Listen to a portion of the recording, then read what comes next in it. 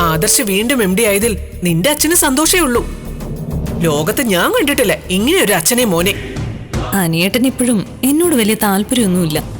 അതുകൊണ്ടാ എനിക്കും ചില സംശയങ്ങളൊക്കെ തോന്നിയത്.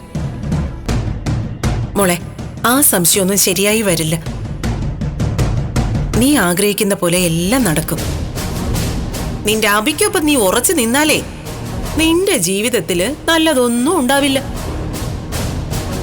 നിന്റെ ഭാവി ഇരുട്ടിലാവുകയും ചെയ്യും. എന്തായാലും ശരി, എന്റെ അച്ഛനെ ഞാൻ കണ്ടിട്ടില്ല. എന്റെ അച്ഛനെന്ന് നീ പറയരുത്. അങ്ങനെ ഒരു അച്ഛൻ നിനക്കില്ല എന്ന് പറഞ്ഞാ എന്നെ ജനിപ്പിച്ച ഒരാൾ വേണ്ടേ അമ്മേ?